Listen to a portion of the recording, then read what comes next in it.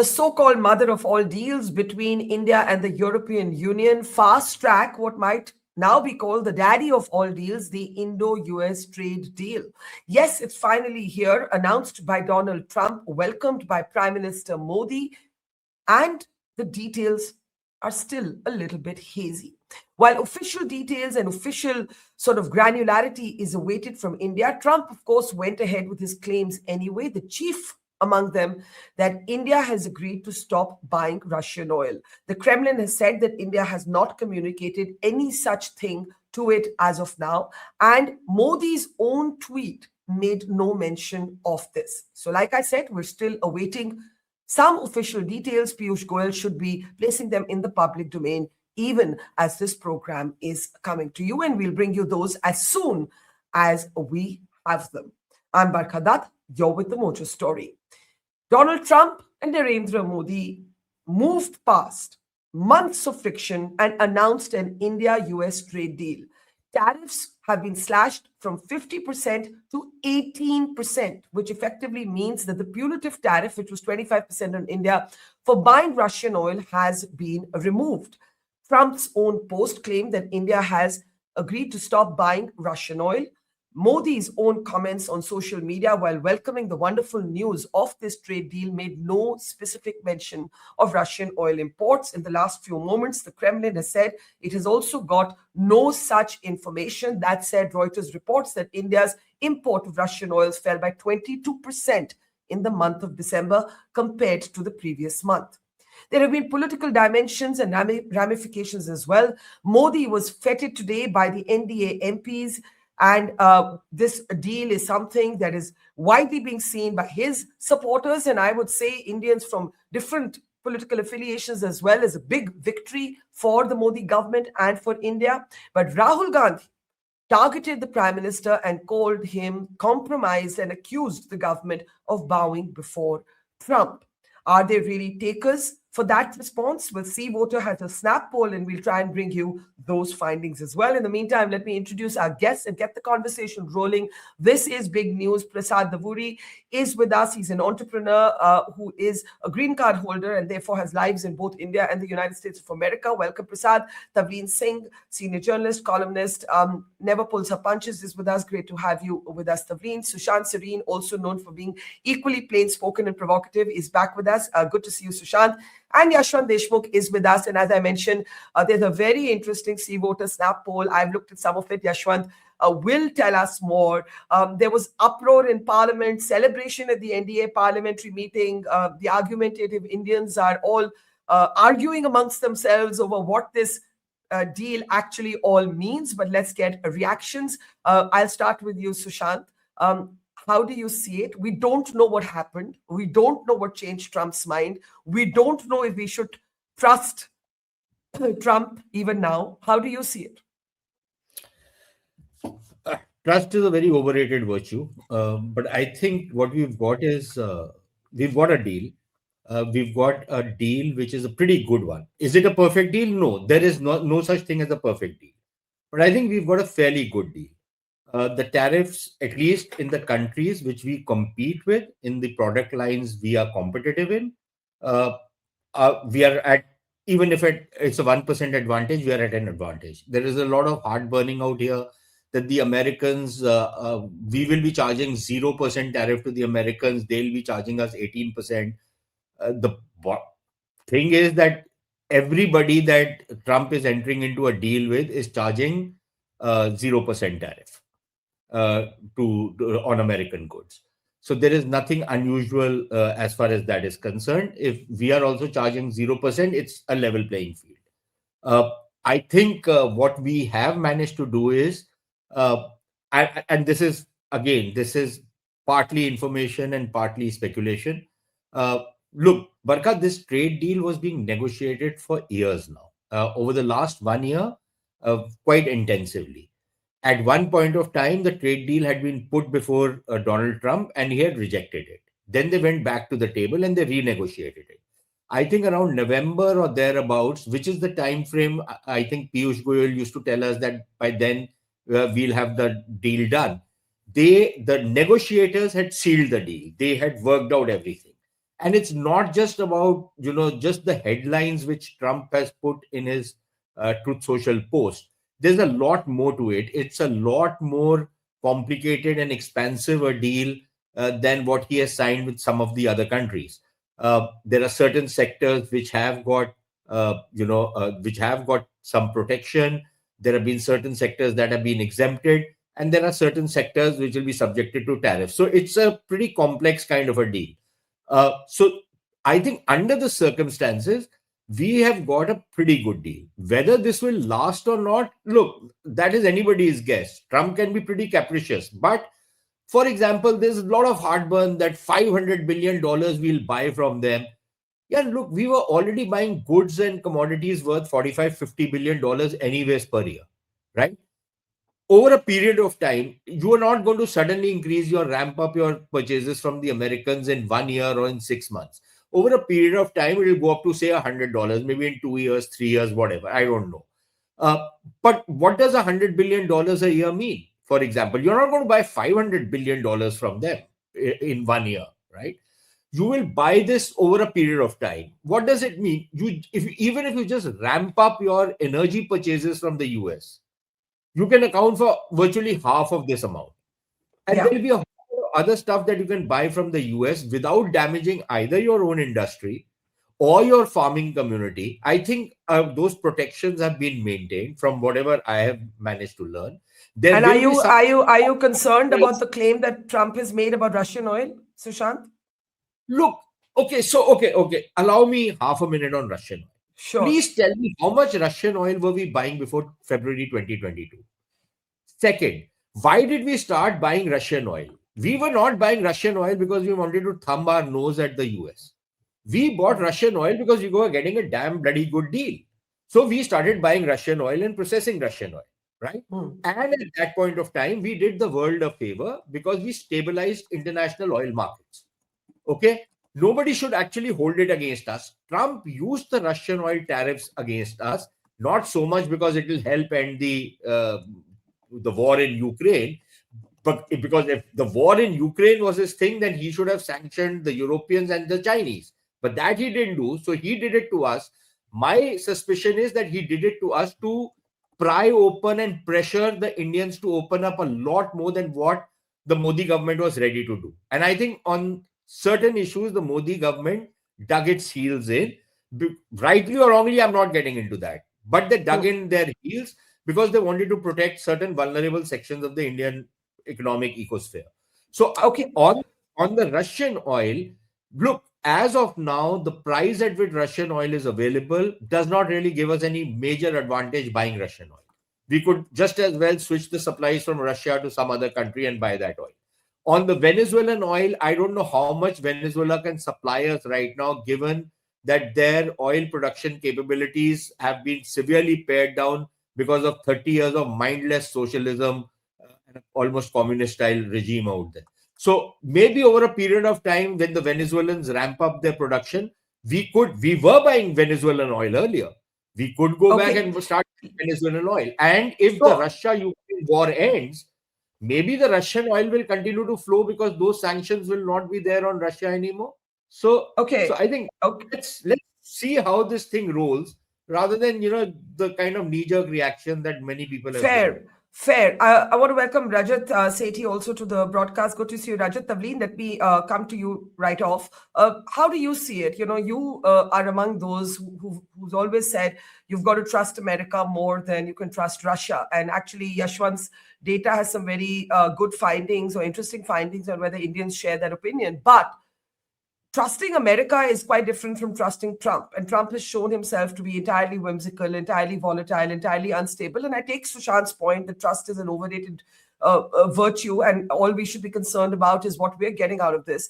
Do you think that this is a moment where the Modi government can rightfully feel quite pleased with itself because it has held its nerve, not blinked on anything that we have any information on? We have only Trump's word on Russian oil. And Sushant reminds us that before the Ukraine war, we were hardly buying any oil from Russia anyway.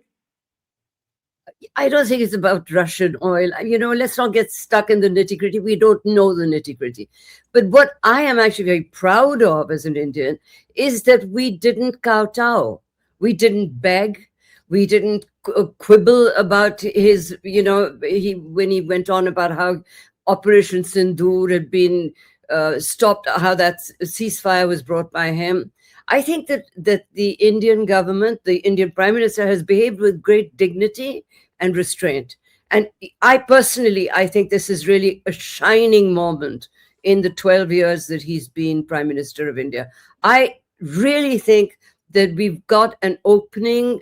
To me, it's almost as significant as when we did the nuclear deal when Manmohan Singh was Prime Minister. I think this is a very significant move in the right direction. As you know, that I don't like dictatorships, and no matter what Trump does, he's never going to be Putin. So as far as I'm concerned, the closer we get to America, the better it is.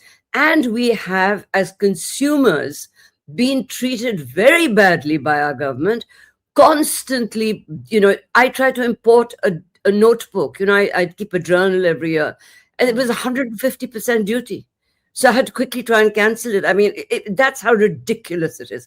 Something as small as a little leather notebook was 150% duty. So, we need to, stop that so that our consumers have access to better products, and that our producers, I'm actually, as somebody who comes from a farming family, my brother is a farmer, they're not that afraid, of competition. It would help them. It would open markets for them. I actually think that the if Indian businessmen can compete, is what I'm trying to say, Indian farmers can compete. It's not the marginal farmer that is selling anything in the market anyway. We're talking Yeah. about a very small group of farmers, and as far as I can see, they can compete. My brother is certainly not on the breadline. I'll tell you that. So they're quite open to competition. Can I ask you? You said this is a shining moment for Modi, and you believe that the Prime Minister has conducted himself with great dignity. And I do agree that the refusal to be drawn into public argumentation with Trump and maintaining a sort of dignity through it all has been, very, very different from, I would say, most of the world. We've seen the Europeans line up like little school children and then actually having their comeuppance anyway. But what do you say about briefly, because I want to go to the others, about Rahul Gandhi saying the Prime Minister is compromised, which is what he has said today in Parliament? He also said that India had a dead economy. Now, we should get Yashwant to do a poll on whether the Indians think that it's a dead economy. I think that, that's a subject for another day. I think Rahul Gandhi really believes that everything that Modi does, he has to oppose. He doesn't see himself as an Indian who might welcome some, gesture, some good things that the government does. He sees himself as a permanent enemy of Narendra Modi personally, which is why he continues to lose elections. Rajat, let me bring this to you. I kind of agree with Tavleen that we should not lose this moment in domestic politics, but since it has become a kind of kerfuffle in Parliament, I did bring it up. I want to come back to what I asked Sushant, the Russian oil thing. Now, it's very important that Trump, when he makes his announcement, specifically links the deal to that. Modi doesn't mention that. The Kremlin says we have no word. The data shows you can pick up any Reuters analysis of the data that India's oil imports are down to their lowest in 2 years in December. So obviously this process was underway anyway. To those who might say, why should the Americans decide who we buy oil from? Why are they telling us to buy from Venezuela? Why are they telling us not to buy from Russia? What happened to strategic autonomy? What would you say? Well, I think my simple point is that with Trump, you need to play to the theater more than you are playing to the logic. And that has been amply made clear by several stakeholders around the world, that there is a different way in which you engage with Trump. Clearly, a lot of data points are there that Russian oil imports will continue because the dependency on Venezuela is just not possible, at least in the foreseeable future. At least for the next 1 year or so, there are no American oil farms which are going to go out and drill and successfully refine and send it out, or even send the crude to us. It's just not practical. So that's where I think a lot of commentators who are trying to read too much into it should be worried more about Ambassador Sergei Gore, what report he sends to President Trump, instead of President Trump himself worrying about what is India doing. President Trump is in a state of hurry. He's perpetually been in a state of hurry, especially in this term. And I believe just he was desperately in need for a bigger win vis-a-vis India, and he wanted to claim something which is momentous, which is big in number. The $500 billion that he tweeted about, that's what he wanted as a win. And I think both the sides, Indian and the American, were able to converge onto that number and give him a win. That has happened. There is still a lot of debate and discussion around the elephant in the room, which is agriculture. I still believe that the finer details will eventually come out. I don't see this as a lose-lose scenario for both the countries. There will be a space which will be carved out where both countries and both the farmers on both the sides tend to gain in some capacity, and India will find its elbow room to do that fine balancing act without being in the headlines of. So, but the $1 million question is, what made Trump change his mind? And I don't know that we know the answer to that. Rajat, any guesses before I come to Prasad and then Yashwant for his snap poll? I think it is the EU deal. When you see that India is marching ahead, and the poise and the gravitas with which India handled its foreign policy is absolutely commendable. And there was a lot of brickbats thrown at the Indian government, the way they were dealing and handling the foreign policy over the last 1 year or so. But the entire patience with which the MEA and the Indian establishment, relied on strategic patience, waited for the moment, started building on the leverages around which you can possibly come to a negotiated agreement. There is something called a BATNA in a negotiation, which is the best alternative to a negotiated settlement. So India worked on its second best approach when the US deal was not happening, which was figuring out, ensuring the EU deal works out.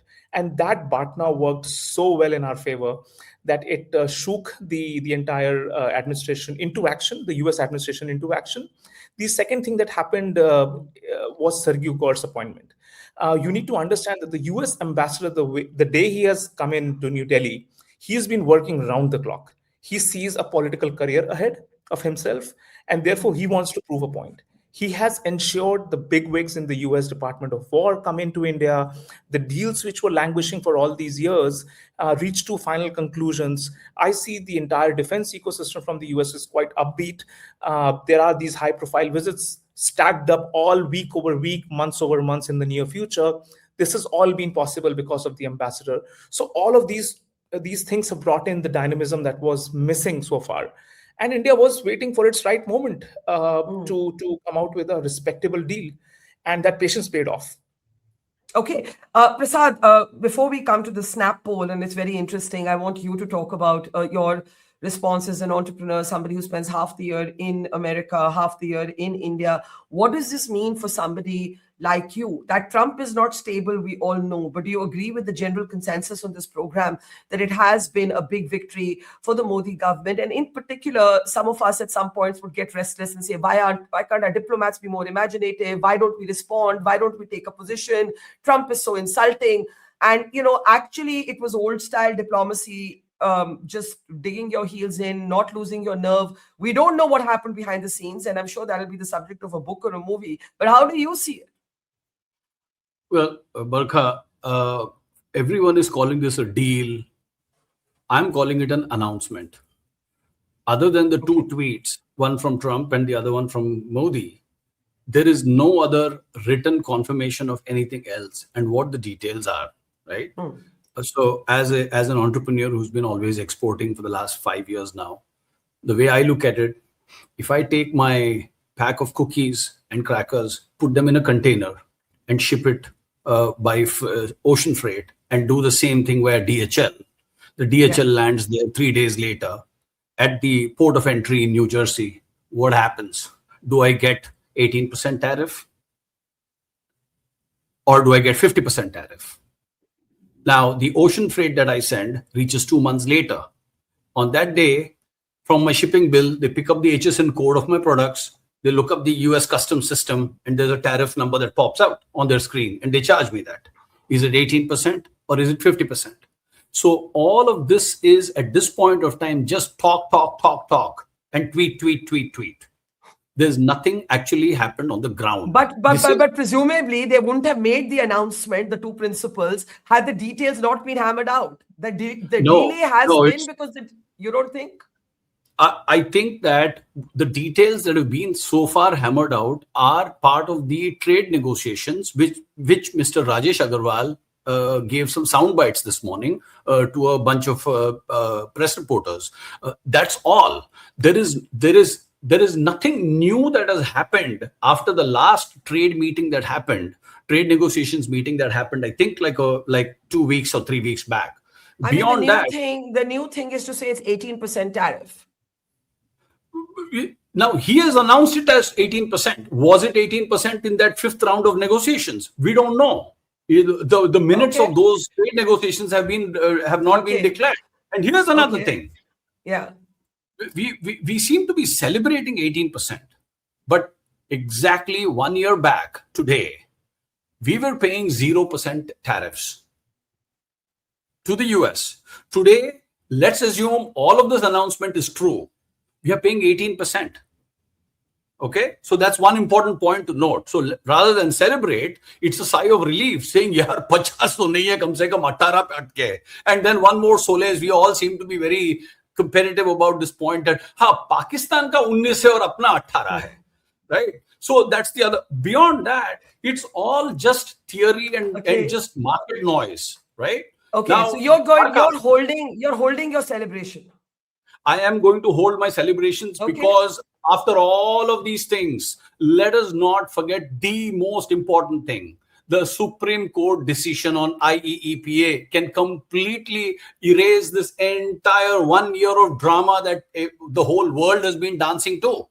There may not even be anything of any substance. All of those reams of paper printed out in terms of trade deals and this and that with many countries may be of no use if IEEPA is struck out. Okay, let's assume for now that Trump's tariffs are real. The whole world is reeling from them. I think the 18% is being measured against the 50%, and I think that's fair. I know Rajat, Sushant, everybody wants to react to your saying the celebration is premature, but I want to bring Yashwant in. Yashwant, you've very quickly done a snap poll, and I picked up 2 or 3 because the data has just come in, so we were able to pick up just 2 or 3 key points. And I want to come to the first point: how many people see this as totally a victory for the Modi government?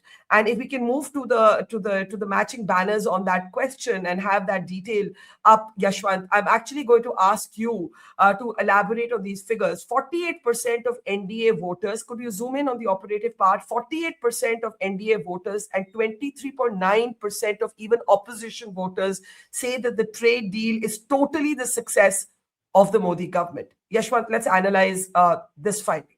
A few things first, that people are reacting to whatever little information that they have.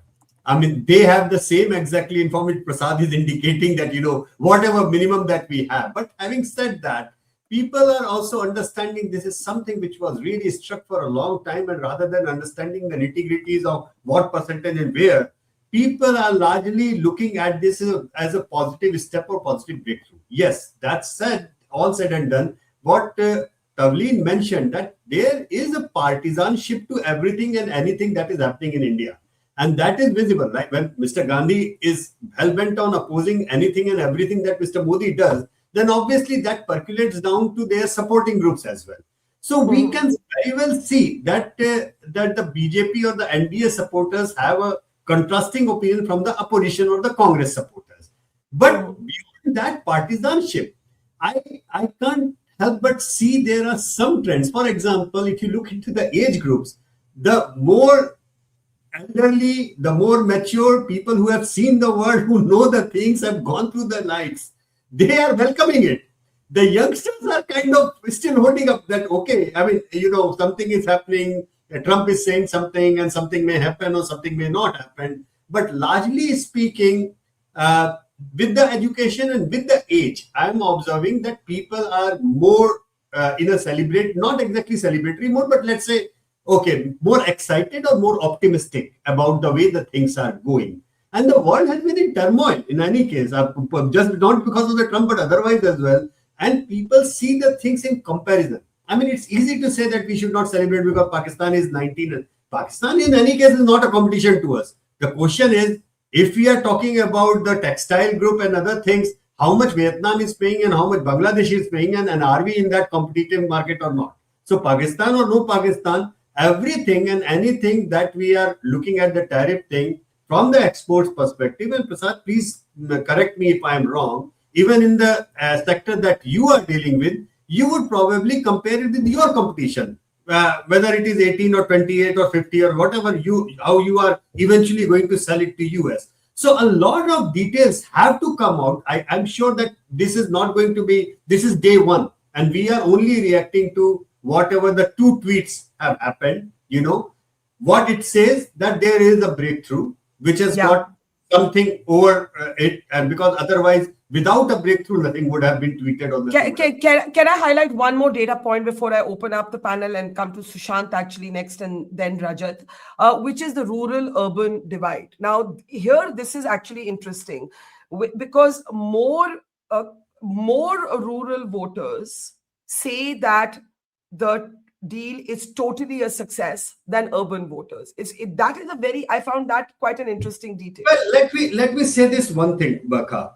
The way people are looking at rural India is somehow, I believe that they are unable to understand that there is a bigger middle class in rural India than in the urban India. Let's face the facts, number one. Number two, that education and understanding factor, the way people are looking at rural India, Tavleen was bang on. Indian farmers are not really afraid of that. Including the farm laws, it was only a section of certain farmers in India who were opposing it. The rest of the when we were doing the farmers survey at that point of time, the farmers were actually welcoming those farm laws.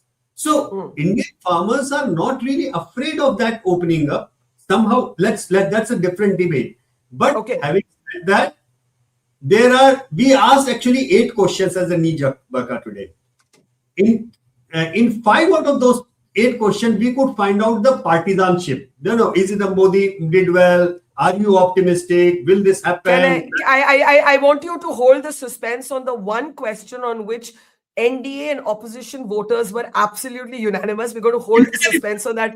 We're going to hold the suspense on that question because it's very interesting. The one thing that BJP and Congress or whatever non-BJP voters agree on, Yashwant, we'll come to that, but let's get reactions. So, we have this granular data emerging on the response of people. Rural India actually even more welcoming of this trade deal than urban India. A certain partisanship, but not on all issues. Sushant, let's bring you in. To Prasad's point that we are only looking at an announcement right now. We don't know the fine print. How do you respond? No, that's a statement of fact, what Prasad has said, that what we have as of now is an announcement. We don't have, for a businessman, look, I am just an analyst, right? He is the guy whose money is involved, okay? So he will look at the fine print. He will look at what exactly are the tariff lines, what exactly, when they are going to be coming into force. He will be looking for that kind of information, which is clearly not there. All I can say is that as far as I know, maybe I'm wrong, maybe I was given the wrong information. This is a pretty comprehensive deal that was negotiated with the Americans.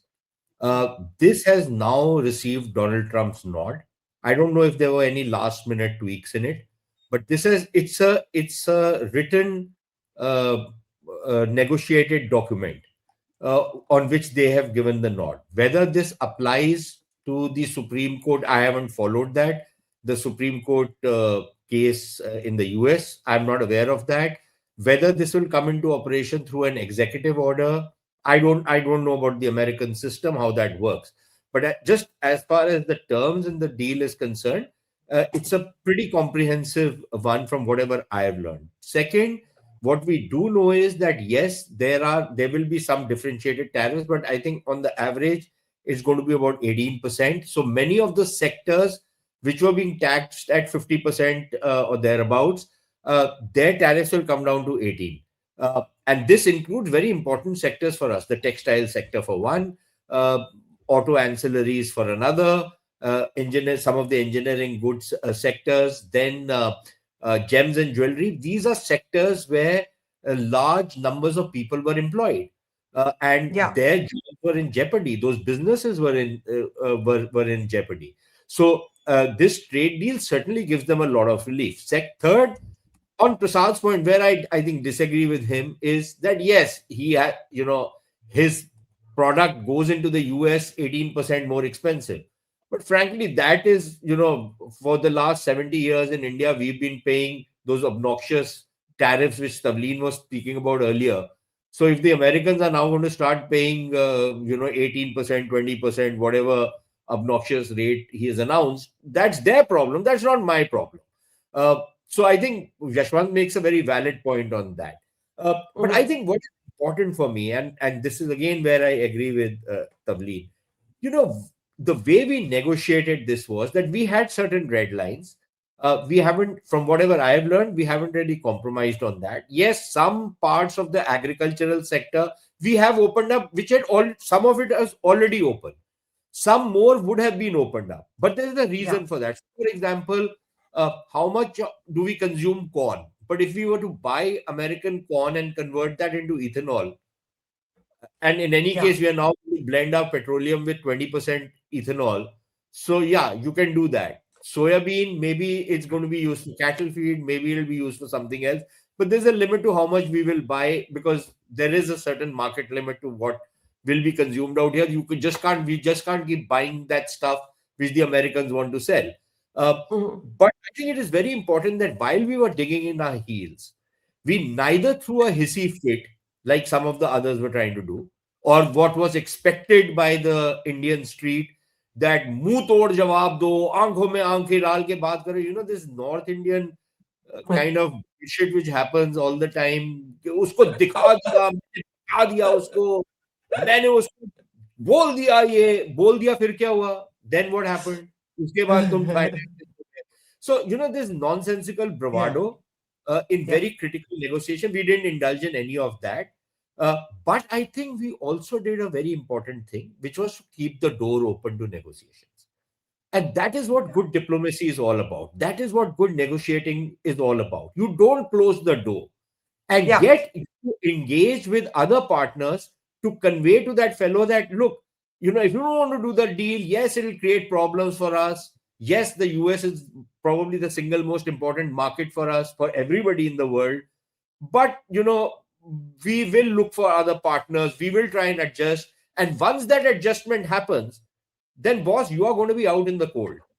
So I think there was a certain amount of strategic signaling as well. New trade deal being one of those. So I think on the whole, we played it well. And at least from the face of it, it looks like a win-win for both the US and India. So look, we're waiting for more details. The Commerce Minister is speaking. Right now, he's talking about Rahul Gandhi and the opposition basically disrupting Parliament and explaining why he's speaking. Why is he wasting his time on Rahul Gandhi? But it's like talking about Bollywood, Kamal Khan's take on Bollywood. It's like what? No, it's like what? It's like what? I missed that. It's like Kamal Khan's reviews of Bollywood films. It's, Rahul Gandhi talking on it. He should be a serious political leader. As Tavleen was saying, you talk about substantive issues. You heard the wild allegation, Epstein files. Ya to tune padha nahi ki Epstein file mein likha gaya tha. People are targeting somebody like Hardeep Puri. Hardeep Puri, look, Epstein was the go-to guy for getting doors open. People who went to him did not know whether he's a pedophile or not. They did not know of his sexual deviancy. People went to him because Epstein files. Let's have a separate show on Epstein files. I want to stay on point. About Epstein files, when you have a trade deal and you have a budget and you have the president's speech to talk about, there are enough issues on that in which he can pick up cudgels on behalf of the opposition. But he does this kind of behavior. This is pretty juvenile, if you ask me. I was just explaining that Piyush Goyal is explaining that the reason he's speaking outside Parliament, though Parliament is in session, is because because of what happened with Rahul Gandhi in the opposition. He said they behaved disgracefully. They reached the speaker's chair. I strongly condemn the opposition and Rahul Gandhi, because of whom we have come here today to give you this information and so on. Right now, we don't have much more details, except that Piyush Goyal calls this the best deal that India has received compared to all our neighbors. Now, I want to bring in Tavleen, Rajat, Prasad, and then we come back to Yashwant on that one point of consensus in his snap poll. Tavleen, I know you're not a fan of Putin. I know you're not a fan of dictators, but are you at all concerned about, there are those who have commented through this year that India had leaned too much towards America, and that was the problem. The problem was precisely that. Are you concerned that that may have happened again in accepting some terms on Russian oil, or do you think it's a non-issue? I think it's an honest, I belong to that generation where if you said, I think Coca-Cola tastes better than Sputnik or whatever the Russians were, they called you a CIA agent. You couldn't write an article, believe me, in the 70s that said that, we don't like communism. If you wrote that, you were a CIA agent. So this horror of America, which I've always been, I've really been puzzled by why we're so scared of a country that has a democracy that can lampoon their own president every night on television. And we're not scared of a total dictatorship like Russia. And, Russian oil has come down in any case. That's what I'm saying. They've really handled it very well. They started cutting down the Russian oil a long time ago. And as everyone has said, before we didn't have it, so we can do without Russian oil. We can do without Russia, actually, frankly. Stop taking their arms. I actually really believe that we should stop, dealing with, the Russians have given us awful arms. The Americans have much better military equipment, which is what the American president constantly boasts about. Let's start, we can spend a few of those 100 million and raise it up to buy that. So let me, I was going to come to Rajat and Prasad, but Yashwant, I think I have to come to you, because the one thing that Seawater found, that it seems every Indian, or most Indians, not every Indian, most Indians, irrespective of voting patterns, can you change the banner so that we can show the data? It is an extraordinary finding. Nope, not this, on Russia here. Is Russia more reliable or the United States? 65.4% of NDA voters and 65.7% of opposition voters say that Russia is our friend. It's remarkable. As I mentioned in the start, we asked today 8 questions. Out of those 8 questions, 5 questions went the partisan way. Okay, 2 questions kind of blended in a way. One was that will this have impact on the local manufacturing?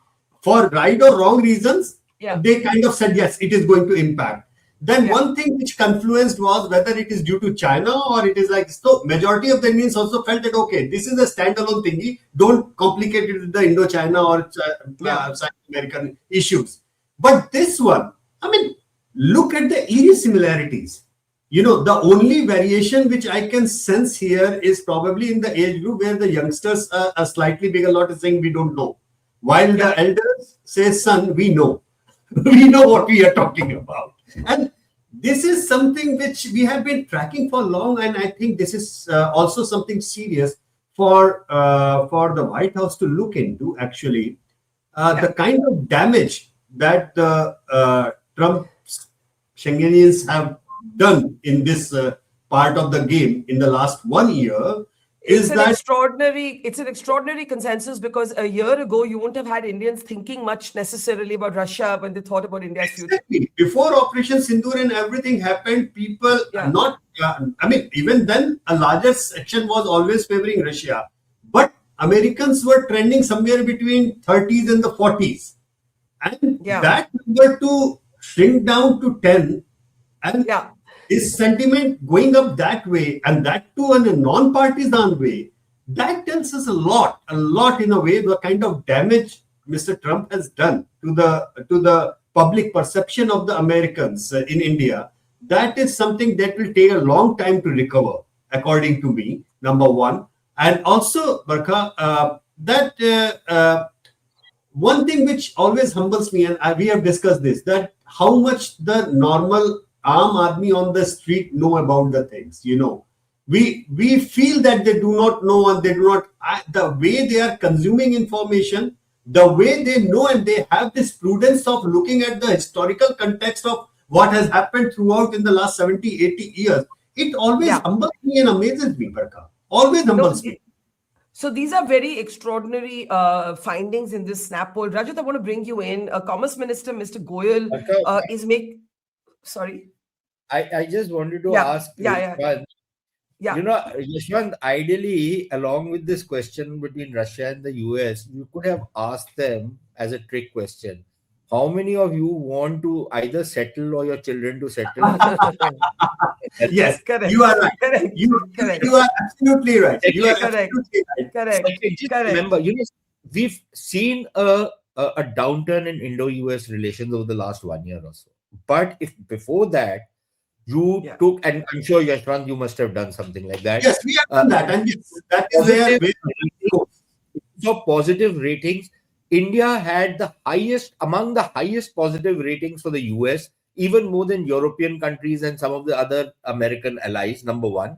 Number two, between Russia and the US, I think the US used to come out on top, Russia maybe second, but that probably has flipped significantly after what has happened over the last 1 year. No, I think that's absolutely fair. Absolutely. From that perspective, I think US scores better on that. But there is something like a crisis. When you are in a crisis, where do you turn to? That kind of thing, with the historical impact of the 71 war and 65 war. It's not a cultural relatability. It's not an aspirational relatability. But at the moment, there's a kind of gobsmacked, apprehension about Trump. I think that's what it tells me. Rajat, sorry, wanted to come to you for a while. Let's bring you in. You are somebody who's flagged the fact that you thought there were problems with India's strategic communication in and during Operation Sindoor. I think Sushant has also made that point. Tavleen has made it separately.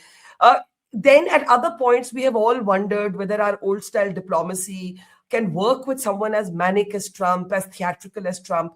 The interesting thing to me about this moment, with all the caveats of Prasad, that let's wait for the details, is that we've not gone down that theatrical route, A. B, Piyush Goyal, while we're still waiting for details, has made it clear that Modi finalized the deal. And I'm just going to read this out. On behalf of everyone, I thank Prime Minister Narendra Modi and I congratulate all of you, because this trade deal, which the Prime Minister finalized yesterday. So Rajat, I want your response to that. And to, there was a lot of people, including Fareed Zakaria and others, who would say to me, the last mile will have to be done by Modi. Modi will have to talk to Trump. This cannot happen at the level of the teams. So, what do you make of that? So there are too many questions there. Let me unpack it one at a time. Yes. Of course, Prime Minister hasn't been, unlike the Pakistani Prime Minister, who's been doing all kinds of crazy theatrics and going to levels which is deep down embarrassing what he did. Yeah. We maintained a strategic poise. We maintained gravitas. We acted like a head of a state should act. And I think this is where all marks should be given to Prime Minister Modi. He waited to build leverage. Without leverage, if you go into a deal with somebody like President Trump, you would and always what was be the on leverage? The EU deal? The EU deal was the leverage? EU deal and the momentum that India has been, picking up gradually. The UK deal, the EU deal, the Australia, New Zealand, all of these deals that have been going on back to back. Somebody is briefing President Trump that India is not waiting for you. And I think that leverage was needed. And a lot of other countries had different kinds of leverage. China had a very different leverage. We were waiting for that moment. And Prime Minister acted decisively to build that leverage first before deep diving and trying to act like the Pakistani Prime Minister. So thank goodness that he did not go that way. So, of course, it was Prime Minister Modi who had to do the last bid, pick up the call and say that, okay, these are the final sticky points. And this is where, let me go an extra mile and let's both come to a conclusion. And this is where I don't agree with Sagarji, is that it's not like discussions weren't happening. Discussions were happening. A lot of almost 95% of the document was already decided upon and agreed upon. And it was waiting for the top bosses of the two countries to come in and just sign it off. Finally, that happened. Couldn't have been a better time for us. and we didn't have to, put India and disgrace India as a country in the process, the way Pakistan and its leadership disgraced their country, the way they were trying to do, dealing with the Trump family on crypto deals and this and that, all kinds of shoddy borderline corruption deals that they did. So we should be proud as a country. Last point, as on this topic of being proud as a country, there's a reason why our forefathers did not envisage a direct democracy. They talked about representative democracy. What Yashwantji very respectfully had presented, and I hold him in a lot of respect. I don't think Indians understand anything. I don't even consider myself qualified enough to come in and comment on these things. These are deeply technical things. You have representatives who have to do the job to the best of their abilities to do what is best for the country. I don't think these surveys and all, they mean a lot. These are good fun exercises. They at least tell you what is the larger public sentiment, but I don't think either the US or Russia cares too much about what is happening at this level.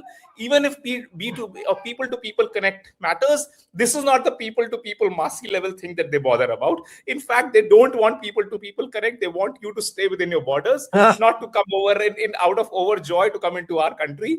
That's be it Russia or be it US for that matter. Okay. All right. I think, Yashwant, you have a 10-second there, and I'll come to Prasad because I have to start taking last comments. Yashwant, you wanted to respond? I agree with Rajat. I totally agree with Rajat on almost everything that he had said. Barring the fact that, everything is politics. Everything is perception, and politics is perception driven. So there is always an extra in your wings if you know that understanding or not understanding in the perception of it, your masses of your country are with you on certain things. I think that gives the authority to an elected prime minister or elected party to go ahead in a conviction that, okay, this is something which if I sign, I'm not going to lose my next election. And that is where it is important to map it and to see to it where it is going and how people are going to react to it. Because at the end of the day, we are not China. Our leaders are going to do something which will ensure that they win the next election. If this deal, Rajat, you will also understand, is something which in perception of India would have been like that Modi is going to lose the next election, you know how it is going to would have. I think there's a fair point there that sometimes the gap between facts, granularity, nuance, and how people perceive it is an important one. But I also agree with Sushant that if the follow-up had been, but आप अपने बच्चों को Russia भेजना चाहते हैं पढ़ाई के लिए, then no, chances are 65%, same percentage would have said no. Meanwhile, we have, we would have all said USA. Piyush Goyal on record is saying that the sensitive sectors of agriculture and dairy have been protected. Prasad, we don't have the fine print, as you keep saying. The fine print is going to take some time to come. I'll just read that statement. I believe through the deal, our MSMEs, our engineering sector, all the players in the engineering sector, whether they manufacture auto components, electrical parts, or they work on selling various types of engineering goods or plan to do so, etc., they'll all get numerous opportunities, and simply saying that agriculture and dairy have been protected. Your thoughts? I think, Barkha, can you hear me? Yeah. I think firstly, continuing my comment on Yashwant's poll, I just want to ask Yashwant, did you ask them, do Indians prefer Russia or do Indians prefer Russian S-400s? The answer would be the same. So I think when you ask them with a question that if there is a fire in my building and Mr. Trump is asking me to remain on my balcony, and if Putin is asking me to jump off the balcony, I would rather jump. That's the answer. That's the criticality of it. That people in time of crisis, who is a tested friend, who is a friend whom should I trust in a crisis critical times. Yeah, and that's a very good point. That's a good point. The last 1 year, everybody, not just Indians, everyone around the world seemed to have lost trust in America. That's what basically has happened. So your point is right. Tavleen, you were delighted about the way India handled this. Barkha, I sent this to you in the morning and I want to show this to everybody here. I don't know if you all can see this. We can kind of see a hazy image of your phone, but tell us.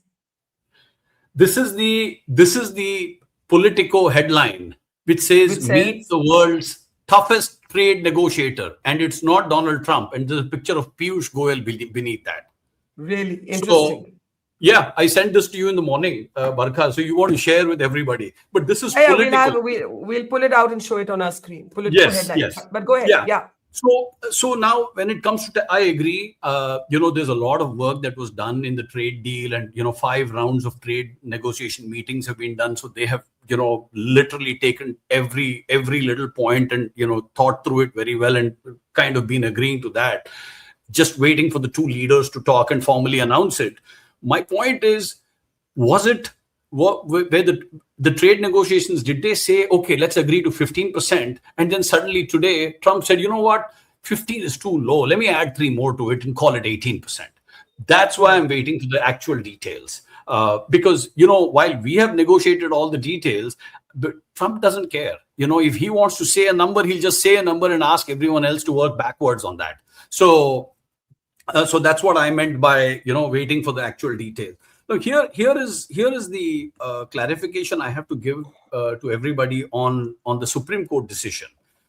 Except Section 32, which is steel, copper, aluminum, and a few other metals, which are protected under Section 232 in the US, and they are subject to 50% tariffs, and they've been since 2016, Trump won onwards. All the others have been subjected to this new 50% tariff now. And if the Supreme Court decision comes against IEEPA, then all of those products will go back to zero, and all the products in the last 1 year that, for which we have paid tariffs, all of those tariffs will have to be refunded. That's what the IEEPA is. So we should all also remember that and wait for that decision. The reason why this kind of came, I agree with Rajat, it is definitely the mother of all deals. But in addition to that, there is a lot of, Epstein version 2 set of documents that is dominating the domestic headlines. And he needs something to change the news cycle very, very desperately. I mean, I'm surprised Iran hasn't been struck, which is what most people expected, but we'll see. Exactly. So that is one. And the third most important thing, I think it's next week or next month, very soon, the Canadian Prime Minister is coming to India to do a pretty big deal with India. And the Canada-US tensions are at their peak. And so Trump has already lost the EU thing, so he at least be second. And not have the Canadians sneak in a deal before he announces something. So there were all of these pressures that were playing on that. As far as the Russian oil is concerned, I think, Barkha, we have already seen in the official announcements, official, MEA briefings, they've said this even this morning, Russian oil or no, we buy the cheapest oil that's available in the market, right? And we were never sanctioned. In fact, it was the US who asked us to buy Russian oil with price caps in 2022. So by the way, the headline you were talking about from Politico is on our screen now. That's the one. There it is. I have a 5-6 minutes left on this show, so I'm going to ask all of you to make concluding remarks in under a minute, if possible. Prasad, I'll start with you. A 30-second closing comment. What would you wait for next? Well, I would wait for all the details and the date when this becomes effective. Because that is extremely important, number one. Number two, even after this trade deal is formalized and all details are announced, it is important that the Indian government finds a way to, at least in the short term, help all the exporters. Because, I agree with Sushant that we were charging huge tariffs, but we were not paying tariffs to the US. I agree with that. But the fact is, for the exporters, they have to pay 18% upfront tariff the minute the goods enter the country. So it's a huge working capital hit that all the Indian exporters are going to take. And a majority of them are MSMEs, and they need some kind of help in terms of export credit or something that the Indian government has to announce to at least let them stabilize and slowly get into this new tariff regime, if at all it becomes legalized.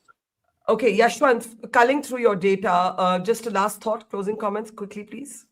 Well, personally speaking, Barkha, when a bully was bullying the entire world, I think it was nice to sit out with patience and, come out of this entire mess with our dignity intact. Patience has its own virtue. I think in entirety, when I look at it, I genuinely believe that Prime Minister played well. I agree with Rajat on this one that we leveraged our points, all the things, and came out well. I just hope that that this goes in the right direction, because what Sushant said, that it's not about what they are doing with others; it's about what they are doing with us and how we are going to take it. Because Trump is also a temporary. Let's not forget, Trump is also a temporary phenomenon. At the end of the day, it's about India and US, how they look at each other as a long-term partner and how to take it to the next level. Somebody else will come in 3 years, 2 years, whatever. In fact, this year we have midterm. If this all backfires with Trump, we will have a different Trump avatar. If he consolidates, then we will have a different Trump avatar. Everything is politics at the end of the day, Barkha. I take that point. But to Rajat, Sushant, and Tavleen, the larger debate in India on whether we had leaned too much towards the US. I'm curious to have all all three of you respond to that. Rajat, I'll start with you. I don't think we leaned too much. In fact, we were on the other side when the world was trying to lean in and try to show the best face possible towards Trump. We stood steady. So I think the way we've dealt over the past few months, it was quite good. And there has been a lot of changes in our dealing. We keep talking about the changes that our bureaucracy and the external affairs need to have. A lot of those changes, having the right firms negotiating out and doing back channel deliberations and outreaches, all of that is happening. So we are firing on all cylinders. So I'm very happy on that count. And I believe this should be our way of approach, even engaging with the other countries. We have to be on top of it. It is a zero-sum game world over, and we need to be doing our best shot. Now the baton has passed from Prime Minister Modi back to the private sector. How do you utilize this absolutely unique moment that India is currently welcoming? What do you do now is going to chart out our next couple of decades. So let's all get on a job and make our best while the sun is shining on us. Okay, Sushant and Tavleen, closing comments from you. A minute each is all I have. Sushant, it's over to you. What would be the most important thing in the fine print that you'd be looking for when the details of this agreement are available? Nothing really. I think, as far as I know, everything has been settled. Barkha, Okay. There will be certain things on which people will carp. There'll be other things on which they'll celebrate. It'll be somewhat of a mixed bag at the end of the day. There will be some people who will crib about it. There will be some people who perpetually crib about everything. But three very quick points. Look, one, I think we should take the win, but without trying to do some kind of a victory lap. Let's not do the grand thing. Take the win, be happy with it. Second, on what Prasad was saying about the toughest negotiator in the world. I remember an old quote of Nani Palkiwala, who used to say that, an Indian banya can buy from a Scotsman and sell to a Jew and still make a profit. So if you have a banya as your commerce minister, maybe it's not such a bad deal. And finally, on this US thing, are we leaning too close to the Americans? Look, I think it was a conscious decision taken by the government. It was a strategic decision that there is a lot more we stand to gain from a closer relationship with the West. There is a lot of things which tie us to the West, and we can benefit from that. And I was hearing an economist, I think she's of Vietnamese origin, but probably settled in the US. And she said something very interesting. She said that, look, she agreed that India has this major compact with the Western economies. The closer it gets to the Western economies, the greater its competitiveness becomes when it deals with Eastern economies. So I think there is something to be said for that. And like I said, we've got the win, take it, celebrate it, but don't do a victory lap unnecessarily, lest you rile up some people unnecessarily. I think that's a good phrase. Take the win, don't do the victory lap. Tavleen, closing comment to you. I think it's that we've got a good deal. And as far as I'm concerned, we can't lean too far enough with the West. I think we have to shake off this Soviet Union leftover of, because of the Russians, I don't know why we think that they've done us a favor. What did we sell them that was important? Little hammam soap, etc. And what did we get from them? Very shoddy arms. You know, I'm a soldier's daughter. I used to hear this in my childhood the whole time about the arms that we were being. So, you know, I mean, the Americans have much better weaponry. If we need to do this deal, let's buy their weapons. Okay, we leave it there. This has been a fascinating conversation. To Tavleen, Sushant, Yashwant, Prasad, and earlier to Rajat. Thank you so much, all of you.